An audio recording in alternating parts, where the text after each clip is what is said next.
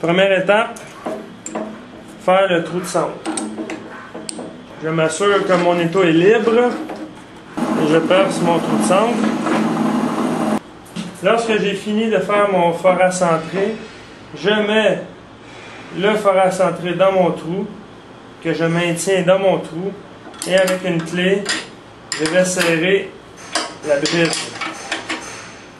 Maintenant, on est prêt à percer le trou, le pré-perçage pour l'alésage. Ce qui veut dire, présentement, je vais prendre un exemple, je dois faire un alésage d'une demi de diamètre.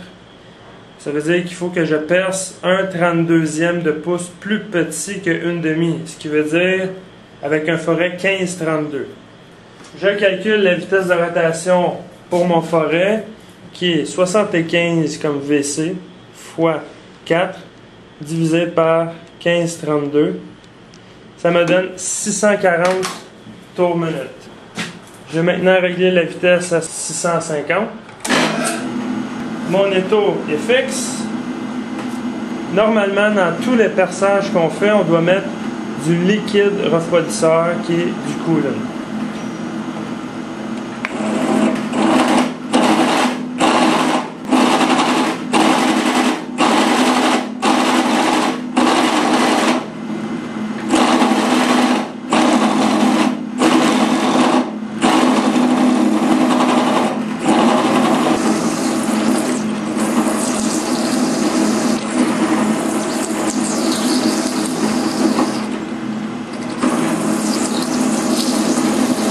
Lorsqu'on arrive à la fin, on se souvient, on y va tranquillement, lentement, on donne des petits coups jusqu'à temps que ça débloque.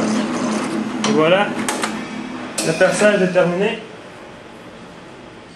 Ici, je suis rendu maintenant à faire l'alésage avec l'alésoir. Sauf que à la hauteur de ma table, l'alésoir est beaucoup trop long.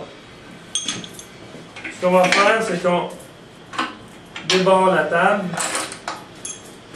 Et on va descendre la table pour qu'on puisse rentrer l'alésoir dans le mandrin. On vient serrer la table.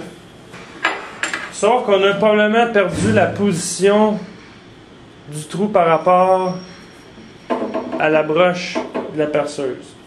Ce qu'il va falloir faire, c'est qu'on desserre la T-bolt pour pouvoir déplacer l'étau. On va enlever l'alésoir et on va remettre le forêt avec lequel on a percé le trou.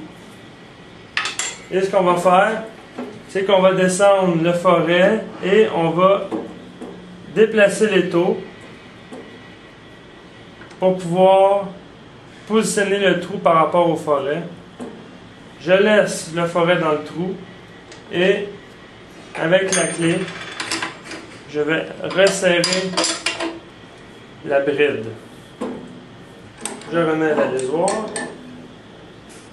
Je dois maintenant calculer la vitesse de rotation de mon alésoir. La formule est le VC qui est 75 fois 4 divisé par le diamètre de mon alésoir qui est une demi.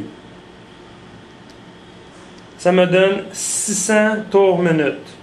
Lorsqu'on utilise un alésoir, on doit diviser la vitesse de rotation de la formule par 2. Ce qui veut dire que je dois tourner à 300.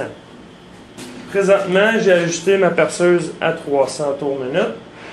Je vais démarrer la rotation. Je mets de l'huile concentrée et je descends tranquillement jusqu'au fond. Lorsque j'ai atteint le fond, je remonte et voilà, le trou alésé est terminé. Voici le résultat. Vous voyez que la paroi est très lisse. Et je peux tester avec une dowel pin une demi la précision de mon trou. Et, vous voyez, c'est très très précis, il n'y a aucun jeu. Ici, vous avez des bavures qui peuvent être très coupantes. Vous pouvez prendre un ébavureur. Un ébavureur, c'est un manche avec une lame qui est courbée. La lame est coupante à l'intérieur ici. Ce que vous faites, c'est que vous prenez votre pièce dans une main, l'ébavureur dans l'autre. Vous mettez l'ébavureur, l'intérieur de l'ébavureur, l'intérieur qui coupe, sur le coin du trou. Et en forçant et en tournant, vous tournez l'ébavureur. Ça va faire des petits copeaux. Et le coin est maintenant arrondi. Vous pouvez faire la même chose de l'autre bord. Vous appuyez votre ébavureur. En forçant, vous tournez. Vous laissez la lame tourner par elle-même. Vous faites quelques tours. Et voilà, le trou est maintenant ébavuré.